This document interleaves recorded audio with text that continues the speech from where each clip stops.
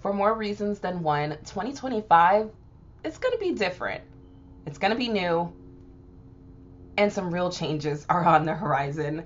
And that's just to say the least. And so I've been thinking about this, and I've come up with a list of 3 tools, right? 3 tools in your toolbox that are going to be helpful for you as we go across this year, especially if you're doing similar work to me. So again, my name is Alicia. I am the owner of ADR Consulting Group. We are a workplace culture consulting firm, and we help our clients develop people first and people focused strategies and initiatives that are data driven and action oriented, married with strategic planning as well, to create workplaces where employees want to stay and grow. And so, with that being the work that I do, I've been thinking about this a lot, and there are 3 things I think are important to have in what I'm calling your toolbox for 2025. You ready? Let's go. So that first thing is going to be media literacy. Hear me out, because you might be like, where's this going?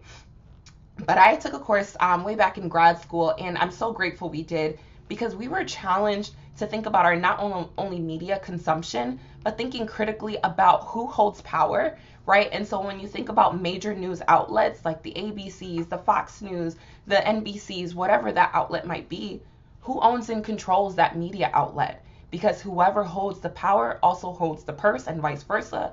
Whoever holds the purse holds the power, right? And so when you think about the fact that there are certain folks who are monopolizing entire entities about how we consume and get information, you might want to start thinking, who are those folks? What's their motivation? Am I getting this information through a filtered lens?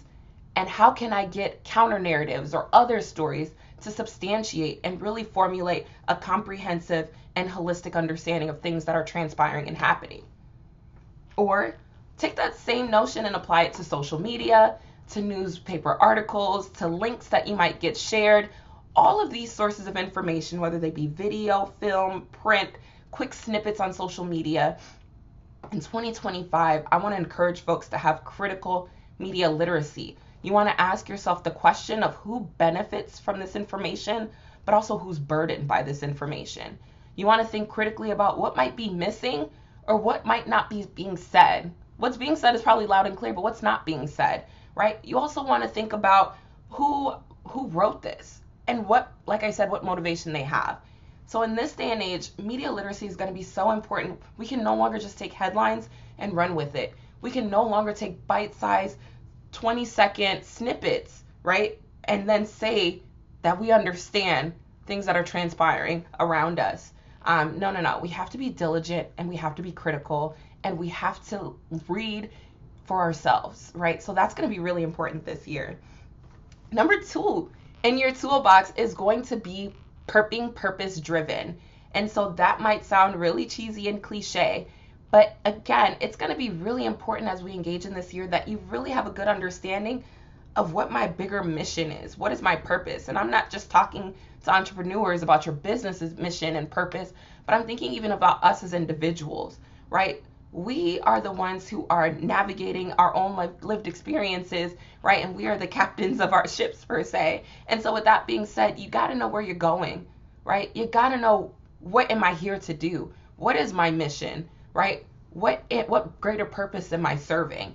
And you need to have that understanding for yourself. And it's okay if you don't know everything and every single tidbit of information, but you do need to have a pretty good understanding. If you're doing work, right, using your gifts, in what way are they serving a greater purpose? You need to know that. Lastly, once you have that purpose, you need clarity.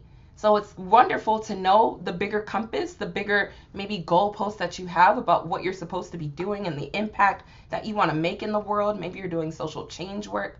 But this third point, you need to have clarity about how to get to the purpose, right? And I'll give you some hints, but that clarity is going to come from really looking within yourself and being mindful of your beliefs and your values, right? Your beliefs and your values serve as your boundaries.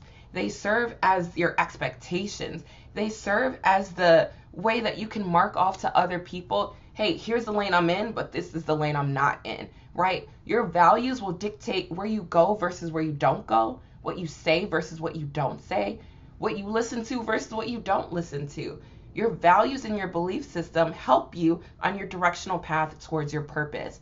And so if you are doing people-centered, people-focused work like I do, I think, again, it's really important as we go into 2025 to have this toolkit. And again, those things are critical media literacy, understand your greater purpose, and then lastly, having clarity about how to go on the mission of that purpose. With these three things in mind, I know this isn't all comprehensive, but I really feel like these are three main tools that you need that'll help us get through this year. Once you tap in to these given things, then we can think about where community lies, right? And how we can support one another and build networks. There's lots of things to take afterwards with action steps, but before you make any action, before you go coalition building, you need to be really clear in your understanding of how to understand information and intake information, what your greater purpose is, and your values as well. All right.